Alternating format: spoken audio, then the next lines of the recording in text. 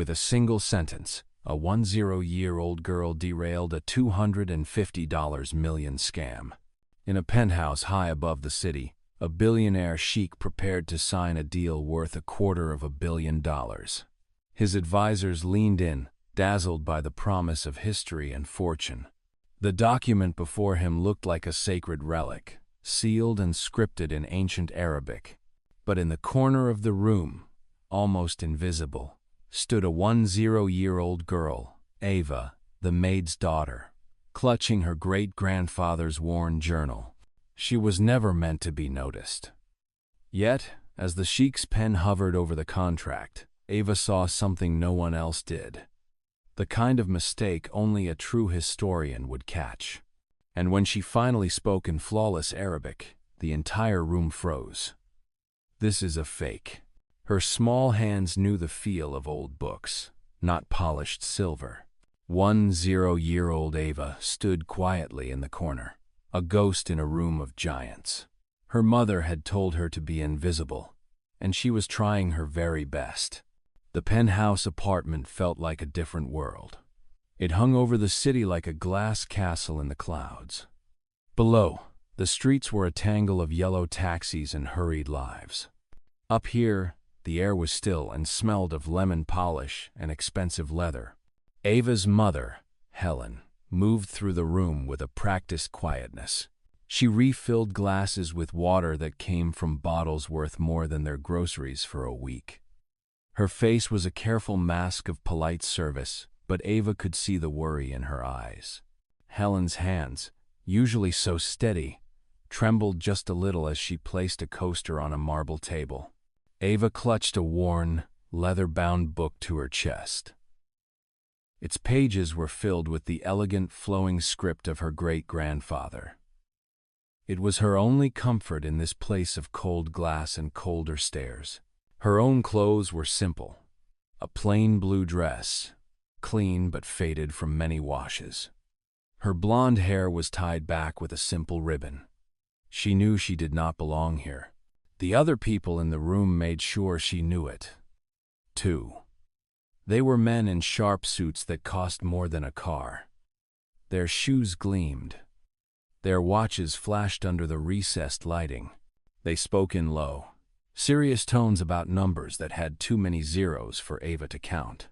Their host was Sheikh Tariq al-Jamil. He was an older man with a trimmed gray beard and eyes that seemed to hold a deep sadness. He sat in a large leather chair looking out at the city skyline. He had not smiled once. He was surrounded by advisors, but he seemed alone. He was a man who commanded respect, but today he looked like a man carrying a heavy burden. The reason for the meeting soon walked through the door. His name was Mr. Alistair Finch. He was tall and handsome with silver hair and a smile that seemed too bright to be real. He carried a sleek leather briefcase and moved like he owned the very air in the room. He greeted the sheik with a deep, confident voice. But when his eyes landed on Helen and then on Ava, his smile tightened. It became something sharp and unpleasant. "Tariq, my friend," Mr. Finch began, his voice smooth as silk. "I trust the preparations are in order." He gestured vaguely toward Helen without looking at her, and the distractions have been minimized. Helen's back stiffened. She gave a small, almost imperceptible nod and moved to take Mr. Finch's coat.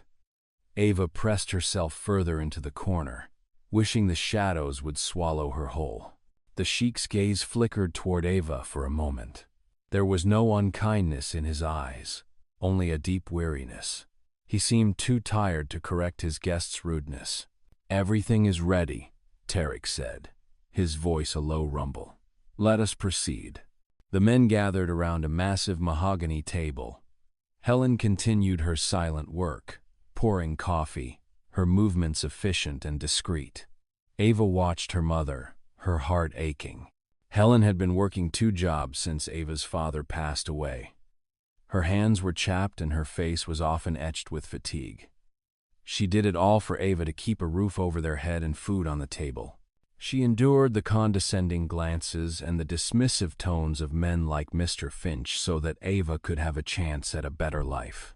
One of the other men at the table, a younger associate of Mr. Finch, snickered. He leaned over to his colleague and whispered loud enough for Ava to hear. "Can you believe it? Bringing a child to a place like this. Some people have no sense of propriety." His friend nodded, smirking.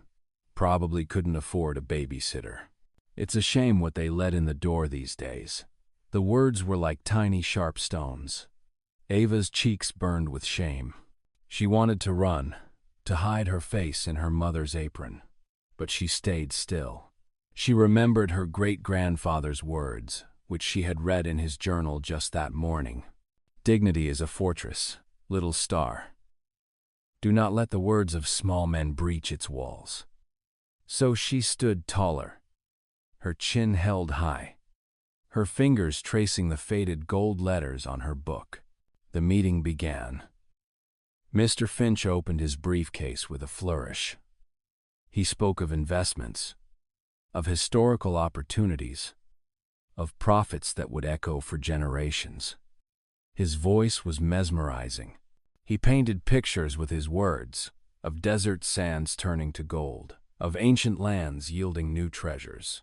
The men at the table leaned in, their eyes gleaming with greed. Even the weary sheik seemed to sit up straighter, a flicker of hope in his eyes. Then came the centerpiece of the presentation. Mr. Finch pulled out a long, cylindrical case. He handled it with extreme care as if it contained a sacred relic. "Gentlemen," he said, his voice dropping to a dramatic hush, "the key to our shared future." He opened the case and, using white gloves, unrolled a long sheet of old, yellowed parchment. It was covered in beautiful, intricate Arabic calligraphy. At the bottom was a heavy wax seal, a deep crimson against the aged document. "The original land deed," Mr. Finch announced, "granted by the ancestors of our esteemed host, Sheikh Tarek. It grants undisputed ownership of the Allure Oasis and all the mineral rights beneath it, an untapped resource worth, conservatively, $250 million. A collective gasp went through the room. The men stared at the document with reverence. The sheik leaned forward, his eyes fixed on the parchment. It was a piece of his family's history, a link to his past, and a promise for his future. Helen was clearing away empty coffee cups from a side table near where Ava was standing. As she passed, one of the investors, a man with a large, flashy ring, waved his hand dismissively. "Be careful, woman. That document is worth more than your entire life." Helen flinched as if she had been struck. She nodded quickly, her face pale, and retreated toward the kitchen. Ava watched her go, a hot fire of anger building in her small chest. She looked back at the table, at the arrogant men, at the smiling Mr. Finch, and then she looked at the document from across the room. It was just an old piece of paper, but something about it felt wrong. Ava had spent hundreds of hours studying her great-grandfather's books and journals. He had been a historian, a linguist, a man who loved the past. He had taught her to see the stories that objects told. He taught her about paper and ink, about scripts and seals. Her eyes narrowed. The parchment was too perfect, too uniform in its yellowing. Old parchment, true vellum, often had imperfections, thinner spots where the animal hide had been scraped. The ink, even from this distance, seemed too black, too crisp. Ancient iron gall ink faded to a soft brown and often ate into the paper over centuries, leaving a faint halo. This ink just sat on the surface, and the seal, something about the seal was wrong. The sheik was reaching for a pen, a very expensive gold-plated pen. The contract was beside the deed, waiting for his signature. Millions of dollars were about to change hands, based on that piece of parchment. A knot of dread tightened in Ava's stomach. They were all being fooled. Mr. Finch's smile was that of a predator who had cornered his prey. Helen returned to the room carrying a fresh pot of coffee. She moved toward the table, her steps hesitant. She knew this was the critical moment. Everyone was holding their breath. The only sound was the faint scratch of the sheik's pen nib hovering over the paper. Ava had to do something. But what? She was just a child, the maid's daughter. They had already dismissed her, insulted her, made her feel like nothing. Who would listen to her? She took a small step out from the corner, then another. Her heart hammered against her ribs. She thought of her mother's tired face. She thought of her great-grandfather's lessons. Truth has a quiet voice, he had written, but it is the loudest sound in a room full of lies. She opened her mouth to speak, but only a small squeak came out. No one heard. The sheik's pen touched the paper. In a moment of pure panic, Ava's hand, the one not clutching the book, knocked against a small side table. On it sat a single empty water glass. It tipped, wobbled for a terrifying second, and then crashed to the marble floor. The sound shattered the tense silence like a gunshot. Every head snapped in her direction. The sheik's pen lifted from the contract. Mr. Finch's face, which had been a mask of triumph, twisted into a snarl of fury. "What is the meaning of this?" he demanded, his voice cracking like a whip. He glared at Helen. "Control your child. This is a house of business, not a playground." Helen rushed forward, her face white with fear and mortification. "I'm so sorry, sir. So terribly sorry. Ava, go to the kitchen now." The other investors were muttering, shaking their heads in disgust. Unbelievable. The audacity. "Get her out of here." Ava looked at her mother's panicked face, at the circle of angry, powerful men. She saw the sheik, his expression unreadable, his hands still poised over the contract. She saw Mr. Finch, his eyes boring into her with pure hatred. She knew she had one chance. One single moment, before they threw her out. She took a deep breath. She did not look at her mother. She looked directly at Sheikh Tariq al-Jamil. And then in a voice that was shockingly clear and steady, she spoke. She did not speak in English. She spoke in the beautiful, formal Arabic her great-grandfather had taught her, the language of scholars and poets. The words hung in the air-conditioned silence of the penthouse. "This is a fake."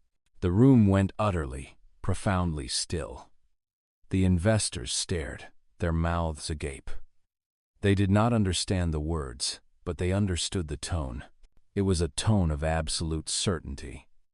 Mr. Finch's jaw dropped. A flicker of sheer panic flashed in his eyes before he could mask it.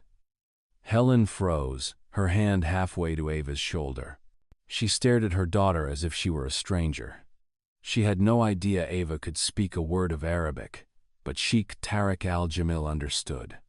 His head, which had been bowed over the contract, slowly lifted. His dark, weary eyes widened, first in disbelief and then with a dawning, intense focus.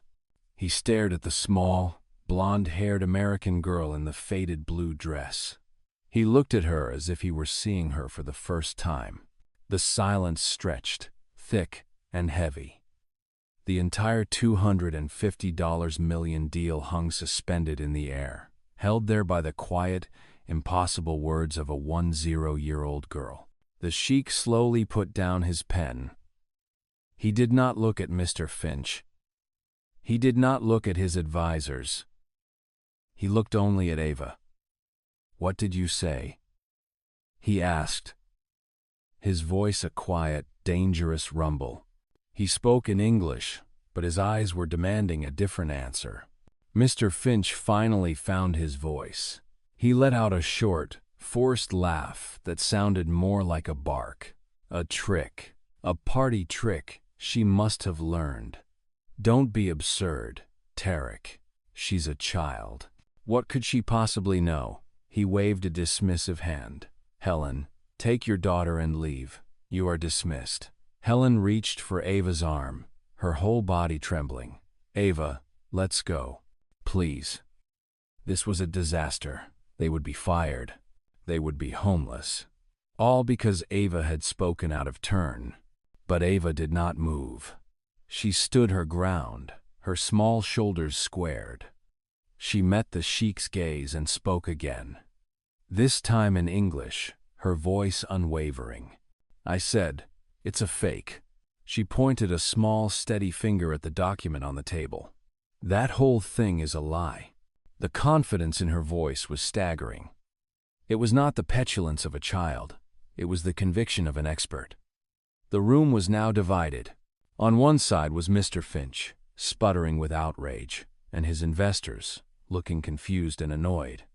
On the other was the silent, calculating sheik, and in the middle was Ava, a tiny island of defiance. "This is outrageous," Mr. Finch boomed, his face turning red. "Are you going to let a servant's brat scuttle the deal of a lifetime based on a childish fantasy? Tarek, sign the contract. Let's be done with this nonsense." The sheik ignored him. His eyes were still locked on Ava. He saw the worn book she clutched. He saw the lack of fear in her eyes. He saw something that made him pause. In his world of deceit and flattery, raw, unafraid honesty was a rare and precious commodity. "Prove it," the sheik said softly. The two words dropped into the room with the weight of a judge's gavel. Mr. Finch's angry tirade died in his throat. He stared at the sheik in disbelief. "Prove it? You want her to prove it? She's 10 years old. She made an accusation in my home that questions not only your honor but my intelligence," the sheik replied, his voice growing colder. "She will have the chance to explain herself. Bring the child here." One of the sheik's advisors, a stern-looking man named Karim, stepped forward. He looked from the sheik to Ava with a conflicted expression. He hesitated, then gave a slight nod. Helen looked like she was about to faint. This was a nightmare from which she couldn't wake. Her daughter was about to be humiliated, and they were about to lose everything. Ava, however, walked forward. She didn't run. She didn't hesitate. She walked with a strange, calm purpose, her worn-out shoes making no sound on the plush Persian rug. She stopped at the edge of the massive mahogany table, so small that her chin was barely above its polished surface. The group of powerful men stared down at her. To them, she was an insect, an anomaly, an impossibility. "The floor is yours, little one," the sheik said, his voice laced with a heavy irony. Tell us all how you, a child, no more than my team of experts and advisors. Explain this lie." Ava took a breath, the scent of expensive cologne and old paper filling her lungs. She placed her great-grandfather's journal on the edge of the table. Then she looked at the deed. "You don't have to be old to see the truth," she began, her voice small but clear. "You just have to know where to look." She pointed to the parchment. Real vellum from that period, from the 17th century, was made from calf skin. It was scraped by hand. It would be uneven. If you held it up to the light, she looked at Karim the advisor, you would see thinner patches, maybe even a few small holes from the scraping process. This paper, it's machine-made. It's too perfect. It was probably aged with tea or chemicals to make it look old. Mr. Finch let out another scornful laugh. "Preposterous. She's been reading fairy tales." Ava ignored him, her focus absolute. She pointed to the beautiful flowing script. "And the ink," she continued. "The ink is wrong. For centuries they used iron gall ink. When it gets old, it doesn't just fade. The acid in the ink eats into the paper. It creates a browning effect, a burn around the letters. This is modern ink. It's made with carbon. It just sits on top of the paper. There's no corrosion. It's flat." A murmur went through the room. The investors were no longer looking at Ava with just annoyance. A seed of doubt had been planted. Karim, the advisor, leaned closer to the document. his brow furrowed in concentration. "Impressive theories, little girl," Mr. Finch said, his voice dripping with sarcasm. "Did you learn that in your art class?" Ava finally turned her clear blue eyes on him. "I learned it from my great-grandfather," she said simply. "He was Sergeant Michael Peterson. He fought in the war, not just with a gun. He was part of a special unit. They saved art and old documents. He was a hero. He knew more about history than anyone." She tapped the journal. "He wrote it all down. He taught me." The sheik's posture changed. He leaned forward, his elbows on the table, his skepticism beginning to melt away, replaced by an intense, burning curiosity. "But that's not the biggest mistake," Ava said, her voice dropping slightly, drawing them all in. She pointed to the magnificent crimson wax seal at the bottom of the document. "The biggest mistake is right there." All eyes moved to the seal. It was ornate, bearing the crest of the Al-Jamil family and a line of Kufic script, an early angular form of Arabic. "What about the seal?" Kareem asked, his voice sharp with interest. "The script," Ava said. "It's beautiful, but it's wrong. The calligrapher used a dot for the letter Fa. In the 17th century, in this region, the Kufic script used for that seal would not have used a dot. They used a small inverted V shape above the character. The dot wasn't standardized in that form of calligraphy until the late 18th century, almost 100 years after this was supposedly signed." She paused, letting the weight of her words settle in the silent room. "Whoever made this was good," she concluded, her voice soft but devastating. "But they made a mistake. They got the date of the dot wrong." Silence. A deep, profound, and terrible silence filled the penthouse. Mr. Finch's face had gone from red to a sickly pale white. He looked at the document, then at Ava, his mouth opening and closing with no sound coming out. The investors were looking at each other, their greed turning to panic. The sheik sat back in his chair. He stared at the deed on his table, the deed he had been moments away from validating, the foundation of a $250 million deal. And he saw it not as a link to his history, but as a cheap and clever forgery. He had been so blinded by hope, so desperate to reclaim a piece of his heritage that he had almost been taken for a fool, by a con man, and he had been saved by a child. He finally turned his gaze to Mr. Finch. The weariness was gone from his eyes. It was replaced by a cold, hard fire. It was the look of a king who had just uncovered a traitor in his court. "Kareem," the sheik said, his voice dangerously quiet, "get my spectacles and a magnifying glass." Then he looked at two of the large, silent bodyguards standing by the door and said, "And ensure Mr. Finch and his associates do not leave the room. I believe we have much to discuss." The air in the penthouse, once thick with greed, was now frozen with tension. "Mr." Finch stood as if he'd been turned to stone, his handsome face a mask of disbelief. The blood had drained from his cheeks, leaving behind a pasty gray pallor. His associates, the men who had been so eager to toast their impending fortunes, now looked at him with suspicion, their whispers turning from admiration to accusation. They shuffled their feet, avoiding his gaze, their expensive suits suddenly looking like costumes for a play that had gone terribly wrong. Helen remained by the door, her hand covering her mouth. Her fear for her job had been replaced by a dizzying mix of shock and a feeling she hadn't allowed herself to feel in a very long time: pride. She looked at her daughter, this small, quiet girl who had just faced down a room of powerful men, and saw not a child, but a legacy. She saw her own grandfather, Michael Peterson, a man who had been gentle and kind, but possessed a will of iron and an unshakable devotion to the truth. Helen had thought those days, those stories were just a part of their family's quiet past. She never imagined they would erupt with such force in a billionaire's penthouse. Kareem, the sheik's advisor, returned with a pair of delicate gold-rimmed reading glasses and a heavy brass magnifying glass. He placed them on the table before the sheik, with the reverence of a courtroom clerk presenting evidence. The sheik picked up the glasses and settled them on his nose. He took the magnifying glass, its lens catching the light, and leaned over the fraudulent deed. The room was so quiet that the soft scrape of the brass magnifier on the mahogany table sounded like a roar.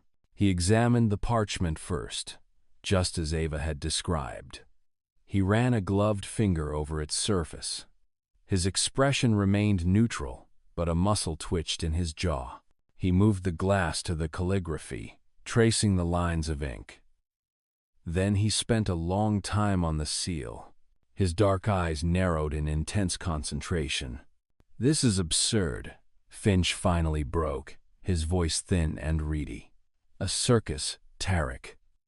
You cannot possibly be taking the word of a little girl over a document verified by my experts."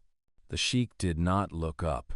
He continued his examination, his silence more damning than any accusation. "My experts are the best in the world," Finch insisted, his voice growing louder, more desperate. "They have authenticated artifacts for museums, for auction houses. This is an insult to them. An insult to me." One of his partners, a heavy-set man named George, stepped away from him. "Your experts, Alistair," George said, his voice low and cold. "You were the one who sourced the document. You brought it to us. You vouched for its authenticity." The implied accusation hung in the air. The other investors shifted, creating a visible space around Finch, isolating him. The sheik finally straightened up. He took off the reading glasses and placed them carefully on the table. He looked at Karim.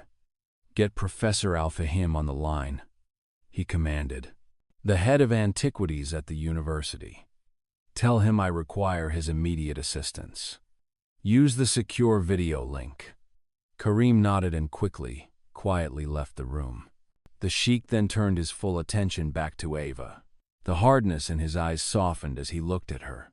He saw her standing there, small but unbowed, clutching her great-grandfather's journal like a shield.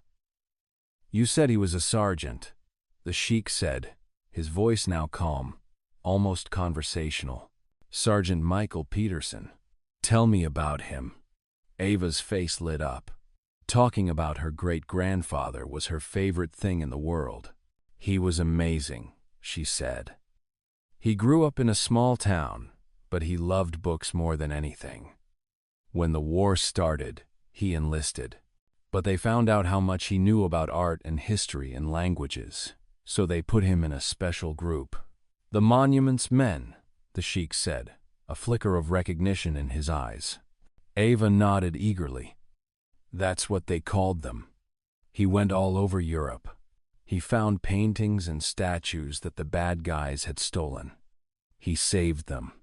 He said he was a soldier for history. He said saving a piece of the past was like saving a piece of the future."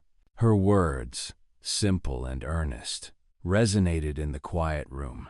The investors, who had been focused on their potential losses, now looked at the girl with a new curiosity. Helen felt tears welling in her eyes, and she quickly wiped them away. "After the war," Ava continued, "he became a professor, but he never stopped learning. He traveled everywhere.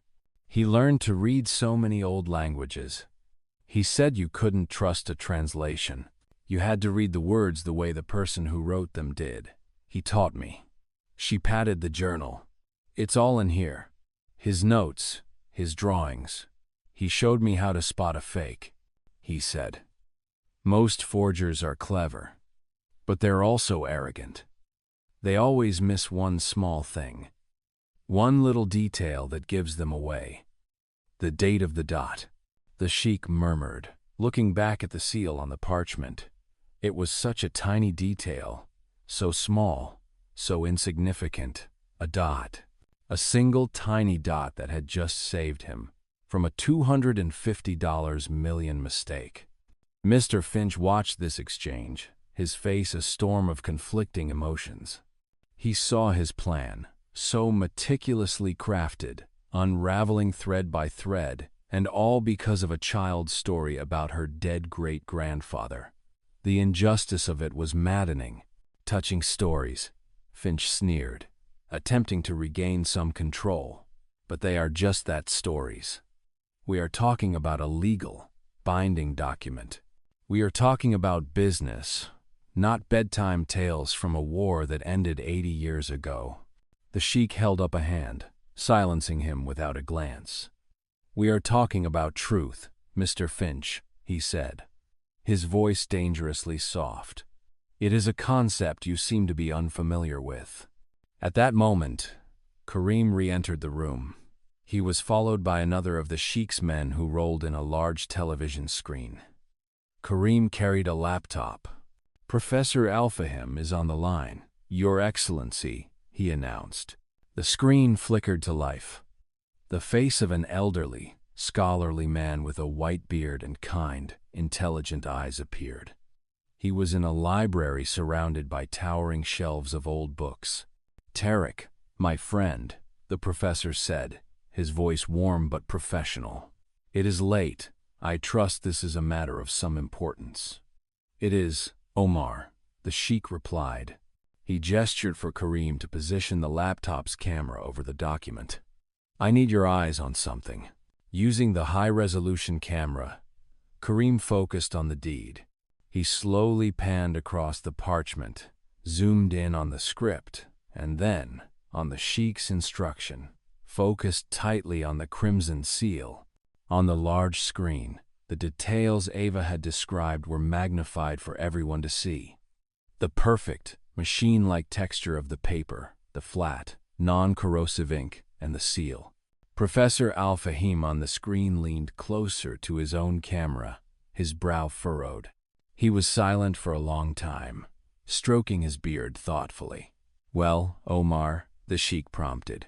The professor sighed, a soft, weary sound. Tarek, where did you get this? That is a question I will be exploring in great detail very shortly, the sheik said, his eyes flicking for a moment to the sweating Alistair Finch. First, tell me what you see. I see a very competent, very ambitious forgery, the professor said plainly. The artist is skilled, I will grant them that. The calligraphy is a beautiful imitation of the Diwani style of the period. But it is an imitation, and a flawed one. Tell me about the flaws, the sheik said, his gaze fixed on Mr. Finch. The ink is the most obvious. Of course, the professor explained, his voice that of a lecturer. As you know, iron gall ink oxidizes over time. It burns the page. This is a modern pigment ink, but the more amateur mistake is in the seal. He gestured to the screen. Karim, can you focus on the Kufic inscription at the bottom of the crest? The camera zoomed in, magnified to the size of a dinner plate. The dot on the letter Fa was now glaringly obvious. That dot, Professor Al-Fahim said with a shake of his head, a common mistake for forgers who are not true historical linguists. That particular diacritical mark, the dot or nukta, was not used in the formal Kufic script on seals of your family's region until the late 18th century, likely after the reforms influenced by the Ottoman court. In the 1680 seconds, when this document claims to be from, the character would have been undotted or used an entirely different phonetic marker. It is an anachronism, a small one, but a definitive one, like finding a zipper on a suit of medieval armor. He paused, then added, whoever made this document, my friend, is a good artist, but a poor historian. This is without any doubt a fake. The professor's final words echoed in the room. Fake. The word was a death sentence for the deal. Mr. Finch let out a strange, strangled noise, a sound of utter defeat. The other investors backed away from him as if he were contagious. One of them was already whispering furiously into his phone, likely to his lawyer. The sheik disconnected the video call with a nod to Karim. He sat for a moment in silence, the enormity of the situation washing over him, the betrayal, the near-catastrophic financial loss, the humiliation he had so narrowly avoided. He looked at the circle of greedy, foolish men he had almost partnered with. He looked at the pale, trembling con man who had orchestrated the entire charade. And then his gaze fell on Ava. She was standing by the table, her small face serious, her hand resting on her great-grandfather's journal. She hadn't gloated. She hadn't said, "I told you so." She had simply stated the truth, and then stood by it. A small, unshakable pillar of integrity in a room built on lies. The sheik rose slowly from his chair. He was a tall man, and his presence filled the room. The other men fell silent, watching him. He walked around the table, his steps measured and deliberate. He ignored Alistair Finch. He walked right past the panicked investors. He stopped directly in front of Ava. Helen held her breath. She didn't know what to expect. A dismissal, a thank you, a handful of money to make them go away. The sheik looked down at Ava, his dark eyes searching her face. Then he did something that stunned everyone in the room. He bowed. It was not a shallow nod of the head. It was a deep, formal bow, a gesture of profound respect from a powerful man to a 10-year-old girl in a faded blue dress. "In my life," Sheikh Tariq al-Jamil said, his voice resonating with a deep, newfound emotion, "I have been surrounded by advisors, experts, and men of great wealth. Today, my honor and my fortune were not saved by any of them. They were saved by a little girl with clear eyes and a hero for a great-grandfather." He straightened up and looked at Helen. The polite mask of the employer was gone. He looked at her with genuine gratitude and respect. "Your daughter, madam, is an extraordinary person. You must be very proud." Helen could only nod, her throat tight with emotion. The sheik then turned to Karim. His voice was once again steel. "Karim, please escort Mr. Finch and his colleagues to the library. Provide them with refreshments, and have my security team ensure they do not leave the floor. My lawyers will be here in 20 minutes. Finch opened his mouth to protest, but one look from the sheik silenced him. The game was over. He had lost. Defeated and humiliated, he and his now former partners were led out of the room like prisoners. The air in the penthouse, once thick with greed, was now clean, lighter. The grand penthouse living room was now empty except for the sheik, Ava, and Helen. The fraudulent deed still lay on the table, a testament to the disaster that had been averted. The sheik gestured to the comfortable sofas. "Please," he said to Helen and Ava. "Sit. You are no longer staff here. You are my honored guests." Hesitantly, Helen and Ava sat on the edge of a cream-colored sofa that probably cost more than their car.